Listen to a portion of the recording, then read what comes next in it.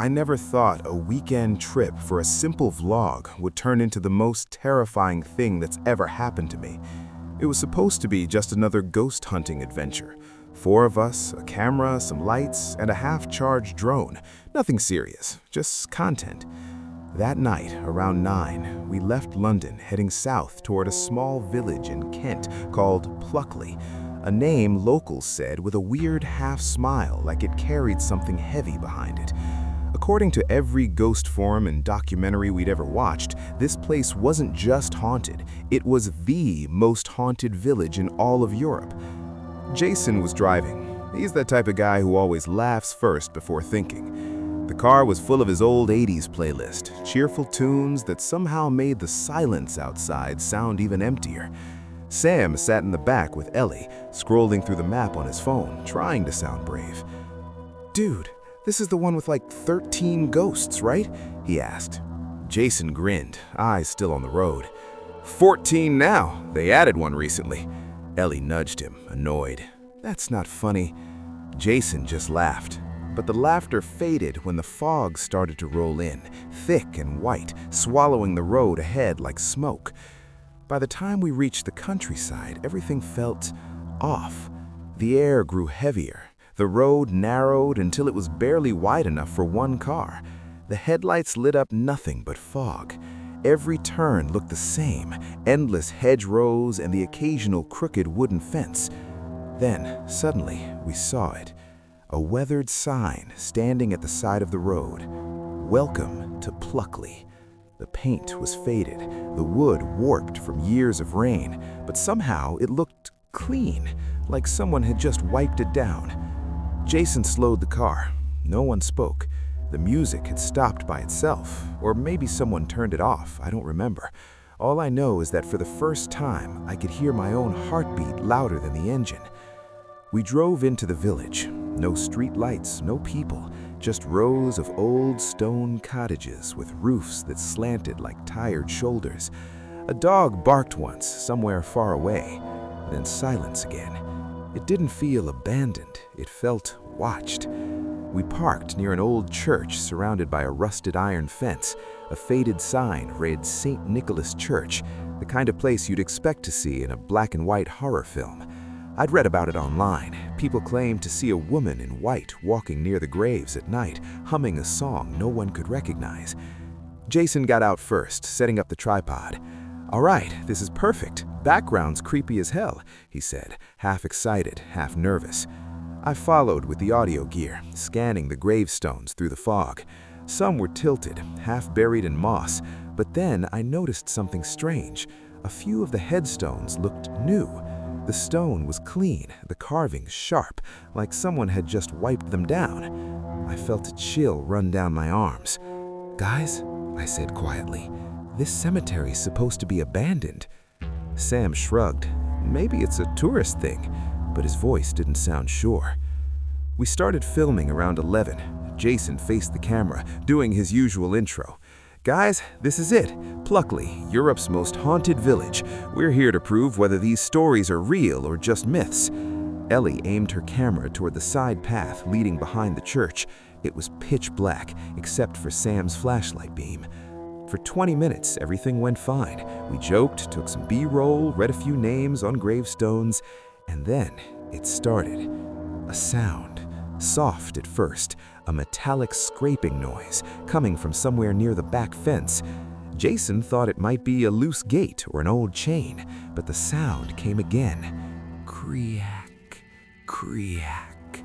Slow, heavy, like someone dragging something made of metal across the ground. "Did you hear that?" Ellie whispered. "Probably rats," Sam said. But when he said it, the noise grew louder, closer. Creak, creak, and then silence. All 4 of us froze. I could hear my own breathing, quick and shallow. The air suddenly felt colder. When I exhaled, I saw my breath turn white in the light. It wasn't supposed to be that cold. Jason turned to me. "You didn't play any sound effects, right?" I shook my head. "No, man, not me."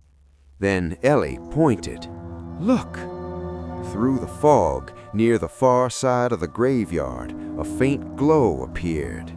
At first, I thought it was a reflection, maybe a flashlight or a car in the distance, but no, it moved too slowly.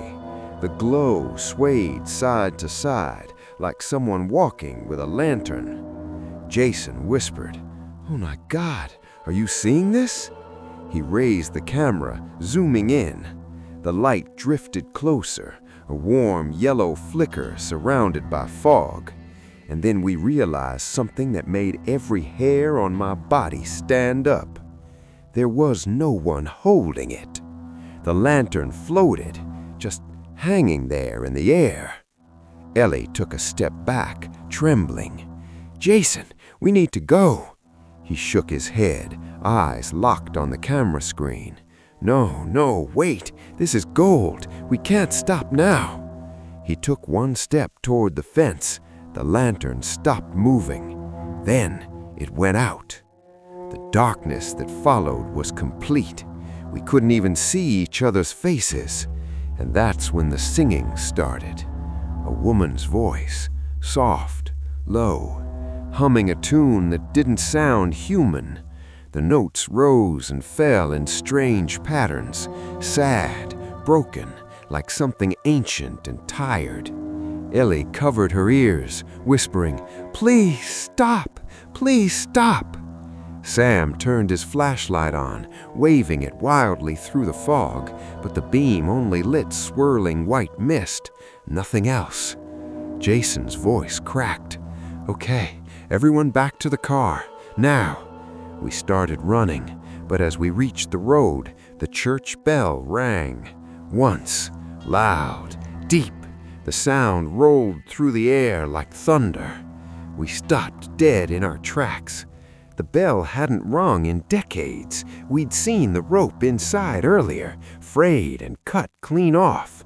So who was ringing it now? Jason turned back, his face pale. The church door, which had been locked when we arrived, was now slightly open. A faint yellow glow pulsed from inside. "You saw that?"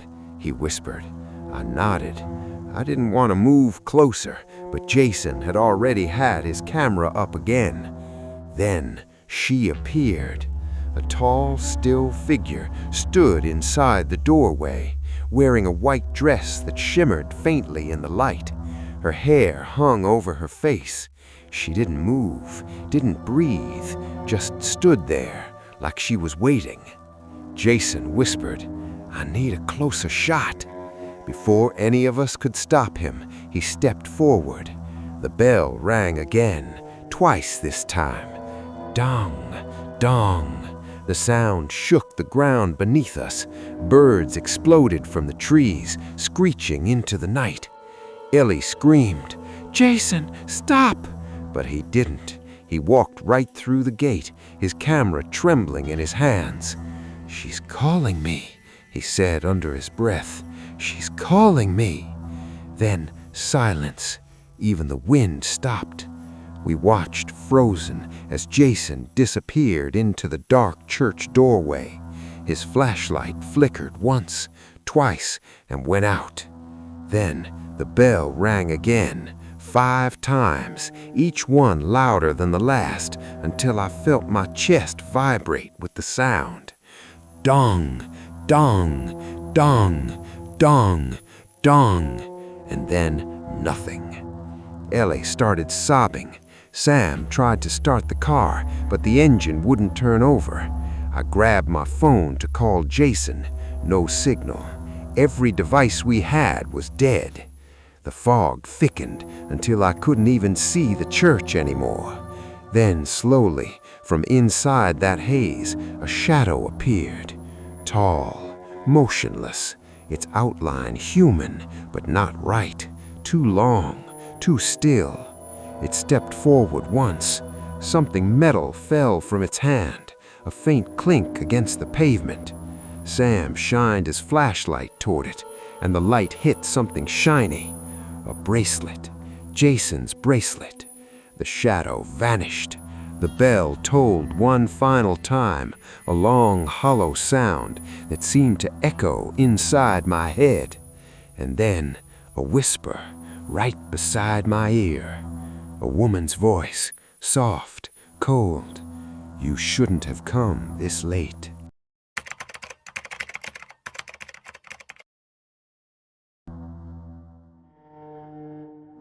It's been 3 weeks since Pluckley. 3 weeks since Jason disappeared into that church. Sometimes when I close my eyes, I can still hear the echo of that last bell. It's like it's still ringing somewhere, faint, deep from far away, buried under my thoughts. The police wrote it off as an unexplained disappearance. That's what they called it, unexplained. They searched the church, the graveyard, even drained part of the old stream behind the village. Nothing, no sign of Jason, no footprints, no blood, just his bracelet. After that night, the rest of us stopped talking to each other. Ellie went home to Manchester. Sam said he was done with ghost hunts forever. I stayed in London, trying to edit the footage we managed to save. But something was wrong with the files. Half the clips were corrupted, black screens, distorted audio, and the few that weren't had things in them that I can't explain. Flickering shadows behind the gravestones, a face that wasn't ours reflecting in the car window, and one frame, one single second where Jason turns to the camera and whispers something before everything cuts out.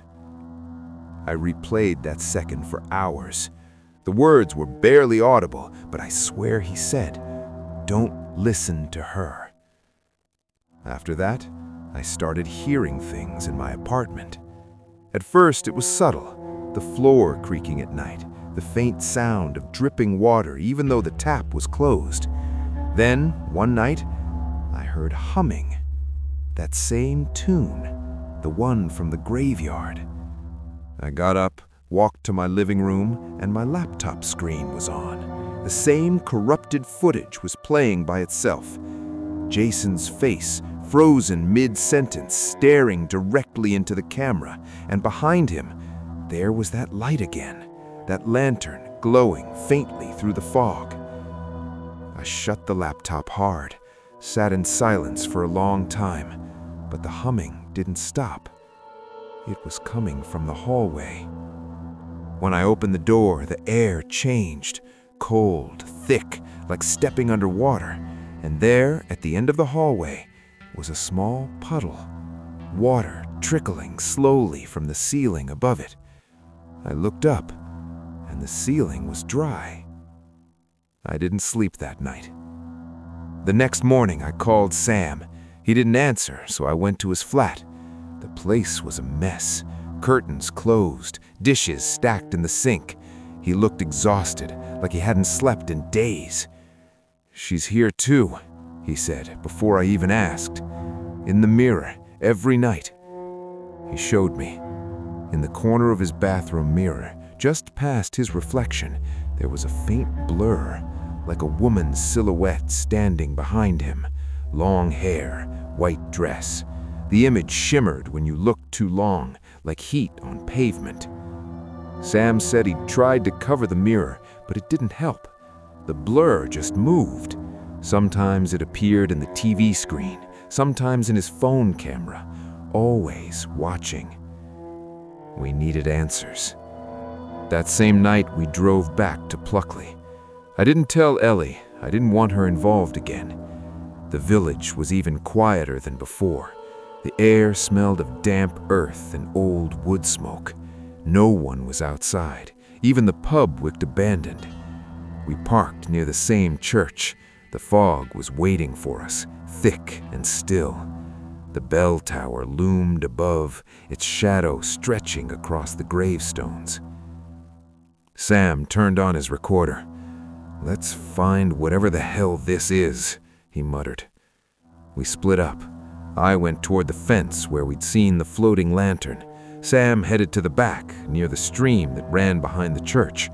I could hear him talking into his recorder, describing the scene, when the signal cut. His voice turned to static. Then, silence. I called out. No answer. I started walking toward the stream, the fog swallowing every sound, every step. That's when I saw the footprints. Wet, bare footprints leading away from the water, straight toward the churchyard.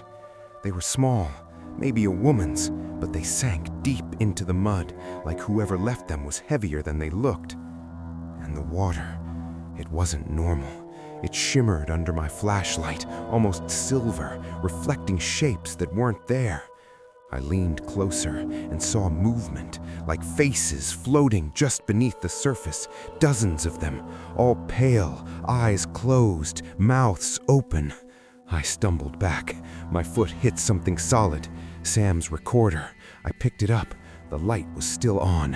I pressed play. Static. Then a whisper, low, soft, almost like a breath. "She's coming." I turned around. The fog was moving, not drifting, but shifting, swirling in one direction like it was being pulled toward something. And through it, I saw her again, the white lady. But this time, I could see her face. Half of it was gone, skin torn, hollow eyes, mouth frozen in a wide, twisted grin. I ran. I didn't look back until I reached the car. Sam wasn't there. His bag was, his phone still recording. I started the engine, but before I could drive off, I saw movement in the rearview mirror. At first, I thought it was just fog, but then I saw a hand press against the window from the inside of the back seat. I froze, turned slowly. No one was there, but on the fogged glass, a single word was written from the inside. "Stay." I left everything, the cameras, the gear, even the car, and ran. I don't remember how I got home. I just remember waking up the next morning, covered in mud, my phone cracked in half. Later that day, Ellie called. Her voice was shaking. "Did you see it too?" she whispered. "See what?" I asked. She hesitated. "The stream in the video. It's moving again." "What video?" I asked. "The one from that night," she said. "The file uploaded itself." I opened my laptop. Sure enough, a new folder was there, time-stamped that same morning. Inside, there was a single video. No title, just a thumbnail, a still frame of the church. I pressed play. It was Jason, standing by the stream, alive, talking to the camera. The water behind him shimmered silver just like before. He looked terrified, whispering something too faint to hear. Then the screen glitched and a woman's voice spoke, clear, cold, like she was right beside me. "You brought her back." The video ended, and then my laptop screen went black. A single reflection stared back at me. Not mine.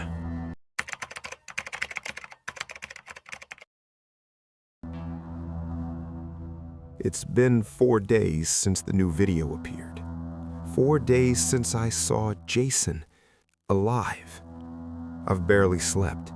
Every time I close my eyes, I see that stream, that shimmering silver water behind him. It's like it's calling me, whispering from the edge of my mind. Ellie hasn't left her apartment. She keeps texting me things that don't make sense, screenshots of static, voice memos filled with faint humming, the same tune, the same one from that night. I know what it means. The curse isn't tied to the village anymore. It followed us. That night, I decided to go back one last time. Not to film, not to run, but to end it.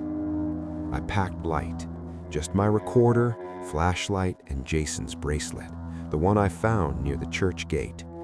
I thought maybe returning it would break whatever this was. Maybe she just wanted it back. The road to Pluckley was emptier than I remembered.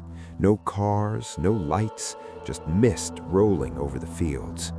The closer I got, the quieter everything became, until even the sound of the tires vanished under the fog.